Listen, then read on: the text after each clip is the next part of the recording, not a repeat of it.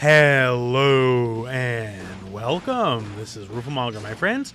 Today we're talking Guilty Gear Strive, and specifically we're talking about one of the core concepts of Guilty Gear Strive and in fighting games in general, I suppose, and that's simply the basic throw, and just throws all in all. As there's a lot of rules around throws in this game, and some of them are not terribly clear just by playing the game, right? So in that, I just want to go over all the stuff about throws. And actually a throw, in case you're somehow unaware, like throws are there to defeat defense, right? If someone's blocking too much, well then screw them, throw them instead. That's generally fighting game 101, right? So I want to go over some of the particulars of throws, and specifically the combination of Guilty Gear Strive, how they're a little different character to character, because they are, and also just some rules with command grabs, throws in general, and all that kind of stuff. So to mention here, out of the gate, throws are the fastest attacks in the game. Even characters with like 3-frame moves, like a soul, right? Throws are 2 frames. So that's across the board. Everyone's basic throw is 2 frames, making it their single fastest attack. For characters that are somewhat slow, this is a godsend, because, well, you need fast attacks, right? And when you're in that scramble situation and you're both in each other's face, the throw is always your fastest option. So keep that in mind. So first off here, the basic throw, one of the things you might think is universal, is not. So for the most part, most characters do 80 damage on a throw. However, that is not the case across the board. Big boy characters like Potemkin and Nagoriyuki actually do 90 damage with a basic throw. So it's not worlds difference more, sure, but more damage is more damage. Your speedsters, people like Chip and Milia, they actually do a little bit less damage on their throws. So they both do 70 instead of 80. I guess that's to compromise for the fact that since they're in your face so often, it'll be a little bit easier for them to get that basic throw. And some people play by different rules and are allowed to get what we call an OTG, an off-the-ground attack, with their throw. So Faust, specifically, he benefits highly from this because he can get Crouch Heavy Slash. So his throw actually would do 91 damage. So that's even a little bit more than Potemkin or Nagoriyuki. And of course, from there, cancel into the item toss, and whatever that's going to be is going to be whatever it is, including, you know, getting yourself hit, because hey, it's Faust, right? But yeah, so that's a benefit to him. So same basic concept with Ramlethal, actually. And she can get her giant double sword swing as an OTG after her basic throw. Don't look away. That does 114. That's like entering like command grab territory. That's a lot. But the thing is, even though it's a lot of damage, it's unsafe on hit. If you are to do this, the enemy will actually recover before you recover. As you can see, Kai jumped first, right? So this is something that's like really key tech to close out a round, maybe, but not something you want to do all the time because you will get beat up for it, even though it is technically more damage. So even though the throw is a basic universal tool, as you can see, it's not necessarily applied universally when it comes character to character in terms of damage and options. Like someone like Nagoriyuki, his air throw, he gets his forward heavy slash follow-up afterwards, right? So that's 140 damage off normal damage character. That's a lot, right? But he can never, ever, ever get off his regular throw. The character is already going to be well waking up by then, right? So that's the difference between his air throw and his regular throw. And every character has stuff like that. Either the damage is different, the options are different, or perhaps you get a follow-up. And speaking of the options, your basic throw is universally, across the board, every single character, a hard knockdown, meaning the enemy has no recourse but to wait for the allotted amount of time to go over, and then they are allowed to wake up. And there's a lot of setups and a lot of gimmicks and gigas you can do with this. Like, say, using Nagoriyuki here. So, thanks to the hard knockdown, I know he's always, my opponent here, Kai, they're always going to get up in a fixed amount of time, and there's nothing they can do with that. And with that knowledge now imparted to us, we can kind of create a little bit of a setup with that.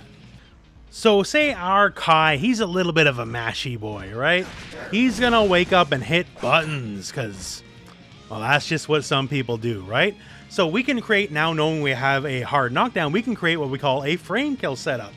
In that we're going to do a specific move specifically just to waste time so we can get a mathematically perfect setup. So if we do our regular throw and immediately go for Nagoriyuki forward and punch, the exact amount of frames is perfect for us to then go into close slash. And if he dared to wake up with any button, well, then we're going to beat him up for free and get a counter hit. As you can see right there, we beat him clean as day. And we can basically go in with the knowledge that if we get any kind of hit in this scenario, unless they're trying to jump out, this is always going to be a counter hit, and we can go in prepared with an appropriate combo.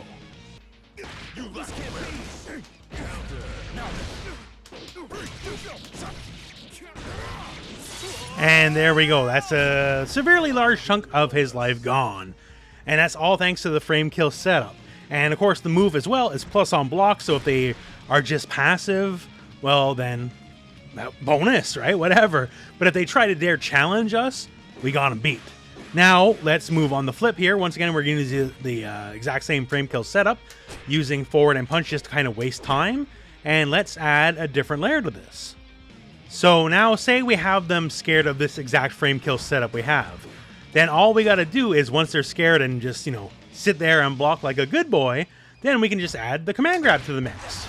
And for Nagoriyuki, command grab is incredibly helpful, right? So all we got to do is the exact same setup.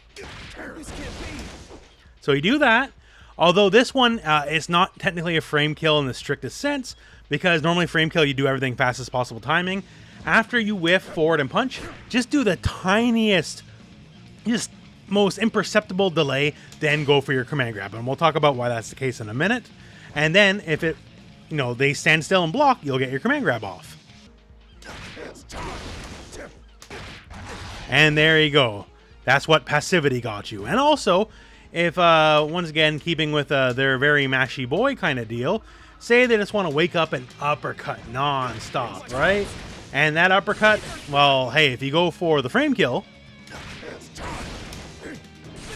definitely going to ruin your day, right? But the thing is, if you add that very tiny delay and go for your command grab, well, that destroys the uppercut option as well. Because for most people's invincible reversals, they have no throw immunity unless it's tied to the back of a super move, right? So if they want to commit to the uppercut option, well, then you just bite them out of it. And this is just a very basic two-layer mix-up, right? All predicated on the back of the fact that since they have the hard knockdown on the basic throw, I can do my automatic timing and get whatever I want to get, right? And lots of characters have very strong pressure, like Potemkin is a very core part of his game. For some people, it's not as big of a deal. Character to character, I guess it's up to you to figure out what your options are. But the fact that they have no recourse other than the get up when the game tells them to get up in a fixed interval, the hard knockdown is one of the most important parts of offense in any fighting game, and the basic throw always gives it to you. Now, following on the back of our last section here, I want to talk about one of the most important things here. It's about throw invincibility and the rule of 5. So going back to our previous setup here, when we knock him down and we do our frame kill, the attack can hit, yes. But if we did our throw with fastest possible timing, the throw whiffs. These moves connect in the exact same frame. They're both 7-frame startup. So the amount of time from the move to start to when it connects is exactly the same. So why does the throw whiff when the attack connects? And that is because of the rule of 5. So you have protection against throws in these situations when you are being hit, when you are blocking, and when you are waking up. After any of those occur, take the end of that, it could be a block stun, it could be the end of your wake up, it could be whatever, and add 5 more frames of animation. And for those additional 5 frames, you are immune to throws. You cannot be thrown in any way, shape, or form. This is to prevent basically a lot of, I guess, rough, unfair setups that could be possible. But yeah, you always have a little bit of defensive property against throws in these situations when you're being hit, when you're blocking, or when you wake up. Right after any of those, for 5 frames, you cannot be thrown. The one exception is for hit specifically.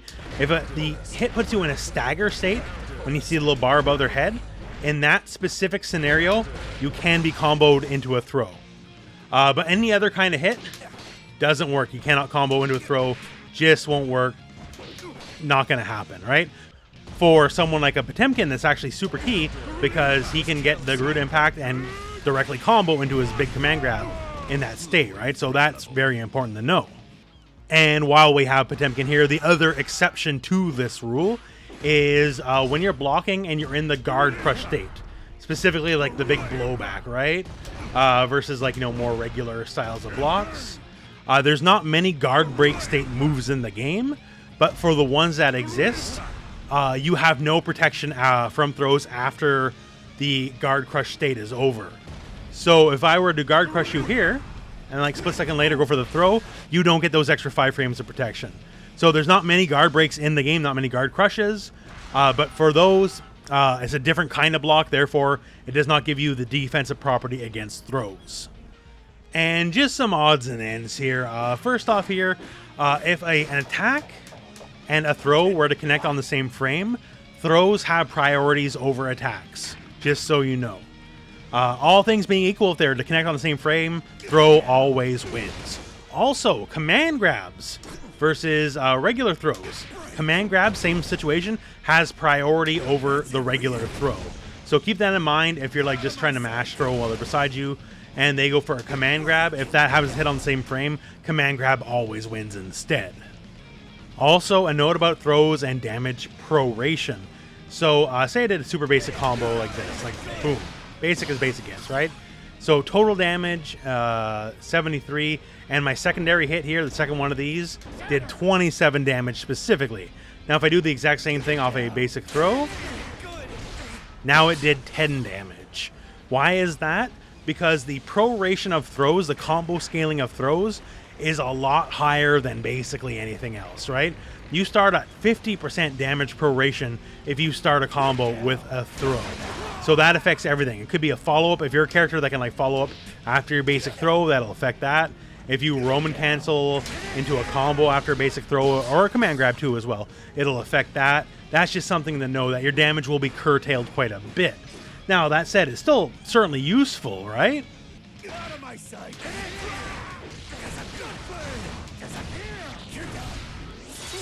Because even with, low damage and scaling, all that going crazy, something like a wall break situation, the wall break damage is never scaled. You'll always get that. So 151 damage, even if the initial scaling's a little rough, it's still well worth it in the end. Basically, just keep in mind if you're starting a combo with a throw, your overall damage will be fairly low compared to a more normal combo. So in the end, this is just to educate you to your options and just expand your knowledge about this. Because, yeah, throws are like one of the most basic building blocks of all of fighting games. But specifically in Guilty Gear Strive, there's a lot of little fiddly bits, a lot of little character-to-character stuff. Things you would never know if you're not told, like the fact that you have 5 frames of protection from a throw after blocking, getting hit, or waking up, right? Nowhere in the game really explains this to you, but if you didn't know, hey, well, now you know. So make use of this stuff here. Throws are super strong. Like, the fact that they all give hard knockdown with no possibility of, teching out, gaining space backwards, all that kind of stuff. For some characters, that's an impossibly huge thing. Other characters, maybe not as much. But still, you need to know your options where they are available. And that all said, my friends, that's it for this video. So thank you very much for watching. Hope this video has found you well. Go out and play some Guilty Gear.